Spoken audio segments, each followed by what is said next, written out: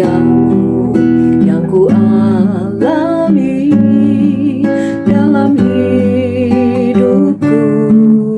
Terima kasih Yesus untuk kebaikan-Mu sepanjang hidupku. Terima kasih Yesusku buat anugerah yang Kau beri, sebab hari ini Tuhan adakan syukur bagimu. Terima kasih Yesusku buat anugerah yang Kau beri, sebab hari ini Tuhan adakan syukur bagimu.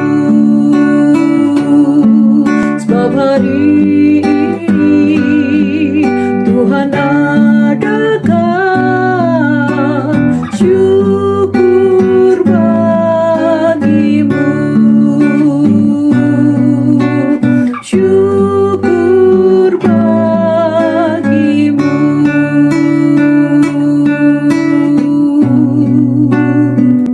Terima kasih Tuhan Yesus untuk anugerah-Mu. Kami boleh ada sampai hari ini, semua hanya karena kebaikan Tuhan.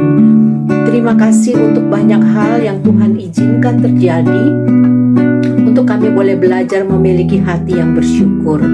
Terima kasih untuk malam ini kami akan lanjutkan pembacaan firman Tuhan. Biarlah Roh-Mu yang mengajar kami untuk mengerti apa yang ingin Tuhan sampaikan dan berbicara bagi kami Tuhan, sehingga Kau membuka mata hati kami, roh kami, sehingga kami boleh tunduk di hadapan Tuhan.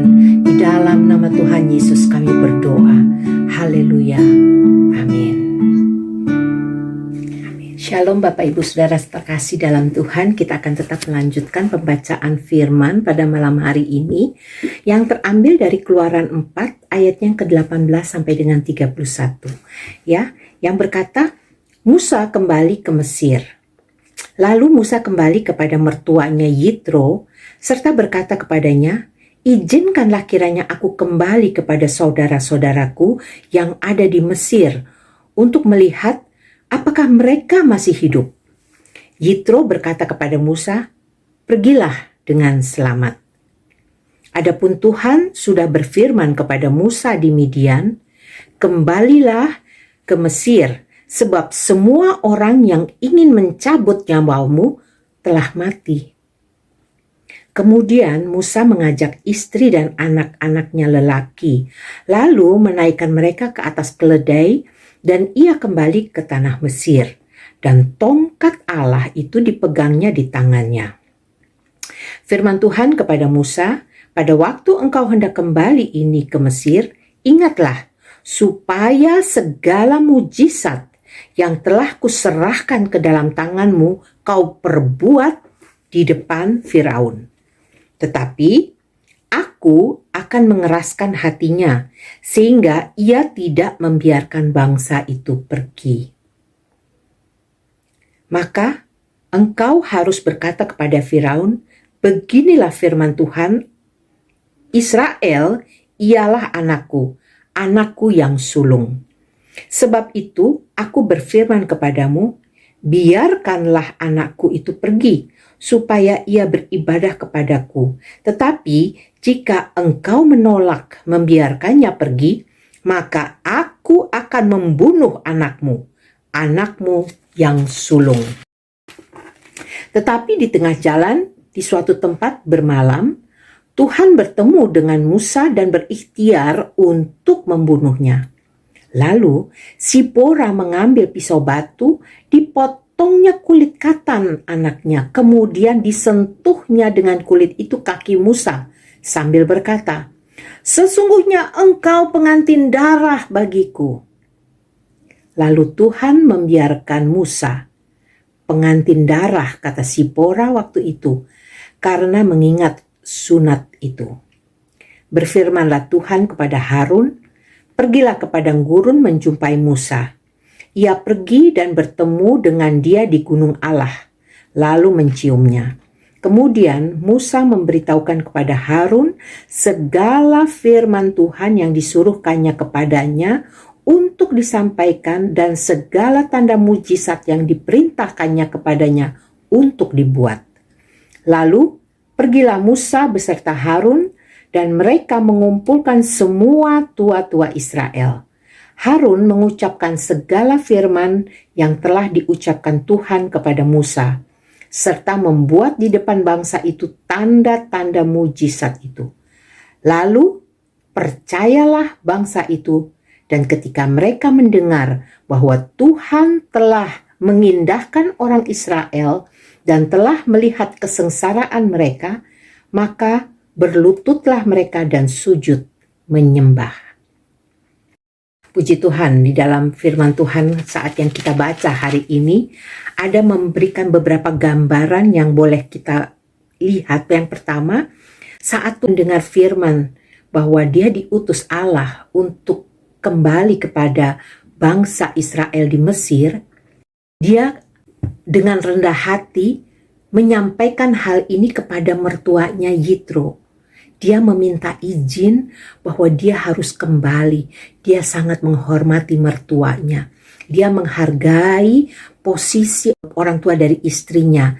Dan juga bahwa mertuanya itu adalah seorang imam. Di situ kelihatan bahwa kasih Musa belajar untuk menghargai orang tua itu sangat luar biasa. Mertuanya dia hargai, dia hormati, dan dia tidak membuat sakit hati mertuanya dengan pergi begitu saja. Tapi dia meminta izin bahwa dia akan kembali kepada bangsanya untuk melihat keluarganya, orang-orang bangsa pilihan Allah yang ada di Mesir yang ditindas. Dan saat mertuanya katakan pergilah dengan selamat, ada restu yang dia terima, yang Musa terima sebagai pemimpin yang akan memimpin bangsa yang besar. Tapi di situ Musa tetap menunjukkan bahwa dia menghargai, menghormati, dan memberi respek yang tinggi kepada mertuanya. Sehingga berkat dari mertuanya, seorang imam di Midian itu dinyatakan pergilah dengan selamat. Ada ucapan keselamatan, damai sejahtera yang diberikan oleh mertuanya. Nah, kemudian saat Musa dengan istrinya dan anak-anaknya pergi, di situ Tuhan juga ingatkan kembali kepada Musa akan janji bahwa penyertaan Tuhan itu ada di dalam hidupnya. Dia akan memproklamirkan kuasa mujizat Allah. Jadi ada otoritas yang dibawa oleh Musa untuk diperlihatkan kepada Musa, tapi juga kepada bangsa Israel, bangsa yang tegar tengkuk, yang tidak percaya Tuhan. Walaupun mereka percaya, mereka bisa lagi berbalik dan menolak Tuhan. Di sini bahwa Allah ingin menyatakan diri bahwa dalam segala keadaan kemahakuasaan Allah itu besar. Dan juga untuk Firaun, orang yang tidak pernah percaya Tuhan, yang tidak mengakui adanya Allah dan dia menganggap dirinya adalah Allah, Tuhan memperlihatkan bahwa kekuatan kuasanya lebih daripada kedudukan atau tahta seorang raja. Firaun adalah seorang raja. Nah, di sini dikatakan bahwa dia harus mengatakan bahwa bangsa Israel adalah buah sulung, anak sulungnya Allah. Di situ bahwa pembelaan Tuhan tetap nyata. Dia tidak punya hak untuk menyakiti anak-anak Tuhan. Nah, Musa pada saat sebelum bertemu dengan kakaknya Harun, dia juga mengalami sebuah kelalaian bahwa hukum Tuhan, anak yang lahir 8 hari itu sudah harus disunat. Pada saat dia menikah dan punya anak-anaknya belum disunat. Sehingga pada saat Allah bertemu, Allah ikhtiarkan bahwa anaknya itu harus mati. Tuhan marah karena Musa sebagai nabi lupa. Musa juga bisa lupa. Dia bisa melupakan sesuatu, tapi Tuhan beri hikmat kepada istrinya Sipora untuk mengingat, oh ya janji Tuhan bahwa anaknya itu harus disunat. Nah, kemudian pada saat itu Sipora mengambil satu tindakan iman. Dia langsung juga katakan inilah pengantin darah, artinya yang menyatukan kembali janji-janji Allah. Karena darah merupakan kehidupan sebagai lambang. Nah, pengantin darah itu adalah mempelainya Allah. Jadi dipersatukan kembali dengan darah. Jadi darah. Sekarang kita mengerti akan darah, arti darah anak domba yang menyatukan kembali hubungan kita dengan Allah. Dipulihkan.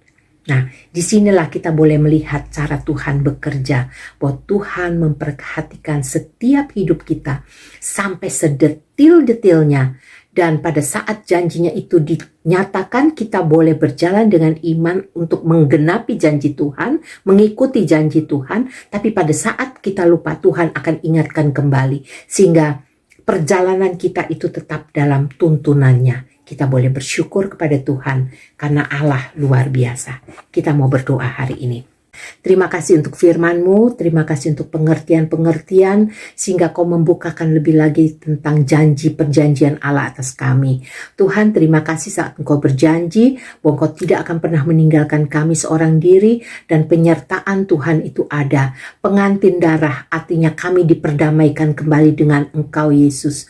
Tuhan kami, Raja kami, karena kematian-Mu di kayu salib, darah-Mu tercurah untuk menebus kami, seperti yang dilakukan yang dialami oleh Musa dan Sipora dan serta anak-anaknya, bahwa hubungan mereka kembali dipulihkan. Bahkan janji Tuhan untuk menyelamatkan bangsa Israel itu terus berjalan. Terima kasih Tuhan Yesus, biarlah Kau juga berjalan dalam hidup kami. Hari-hari ini dalam segala keadaan kami percaya pimpinan Tuhan tidak akan pernah terlambat. Terima kasih Bapa, di dalam nama Yesus kami berdoa dan tetap bersyukur kepada Bapa. Di dalam nama Yesus kami berdoa. Amin. Amin. Sampai jumpa dalam pembacaan berikut. Tuhan Yesus memberkati. Shalom.